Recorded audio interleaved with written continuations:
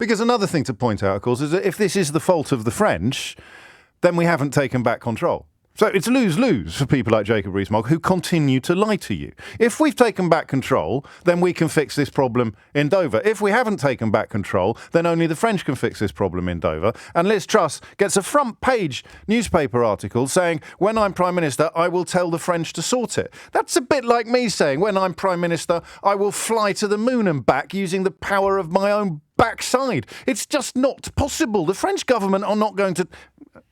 Calm down. Here's Jacob Rees-Mogg, again, lying to you.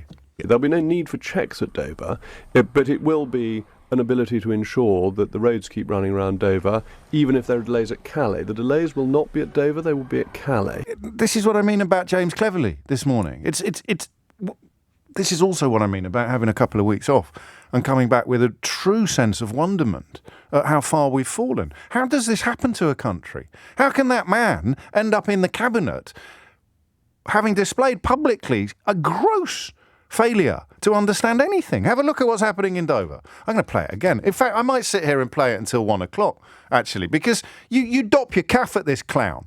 You literally tell me quite often that he's got it all sorted out. He's the clever one. He knows what's going on. Here he is talking about delays in Dover. There'll be no need for checks at Dover, but it will be an ability to ensure that the roads keep running around Dover, even if there are delays at Calais. The delays will not be at Dover, they will be at Calais. And so why is this happening then? Let's park Jacob Rees-Mogg for a minute. The man understands nothing. Absolutely nothing. Let's park it for a minute and remind ourselves, why is this happening? As Home Secretary, at this defining moment in our country's history, I have a particular responsibility when it comes to taking back control. It is to end the free movement of people once and for all. What did you think she meant when she said she was going to end the free movement of people once and for all? Everybody except you? Like there's some magical border that when British people turn up, it only has one side to it? Like the only border in the history of the world that has nobody on the other side? What's on the other side? Narnia? It's like a wardrobe. It's insane. Here she is again telling you exactly what was going to happen in Dover. As Home Secretary, at this defining moment in our country's history, I have a particular responsibility when it comes to taking back control. It is to end the free movement of people once and for all. So it's ended. The free movement of people has ended. What does that mean? It means that if you want to get into the European Union from a country that is not in the European Union, you have to jump through hoops that weren't there before. Quite small hoops, but hoops nonetheless. I'm going to apologise in advance for reminding you of the existence of my next contributor, but I think it falls to me to tell you that he was, I think, Secretary of State for Transport at the time. Ladies and gentlemen, I give you Chris Grayling. We will maintain a free-flowing border at Dover. We will not impose checks in the port. It was utterly unrealistic to do so. We don't check lorries now. We're not going to be checking lorries in Dover in the future. Absolutely clear, it cannot happen. Did they not understand? They didn't. They meant it, didn't they? It's a crisis of intelligence and understanding this. It's not Johnsonian corruption. It's not actually lying. It's not telling you that it's raining outside when we're actually in the middle of a heat wave. They're just so stupid. They're just so thick. That's the only explanation I've got. I'll be inviting yours shortly. But what other explanation can there be? How could they have understood it so little? How could they have misunderstood it all so completely? Well, here's a clue. You remember this fella? Yeah, Dominic Raab. He's still around.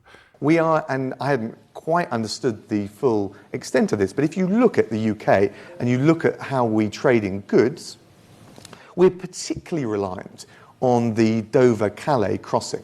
And that's one of the reasons why, and there's been a lot of controversy about this, but one of the reasons why we've wanted to make sure that we have a specific and very proximate relationship with the EU to ensure frictionless trade at the border. Well, ice me like a cake and stick a cherry on top. We have quite a high reliance upon the crossing between Calais and Dover. And he's still doing the rounds. He's still likely to be in the cabinet, whichever one of these clowns wins the Conservative contest, the hair ice cream or the gravel sandwich.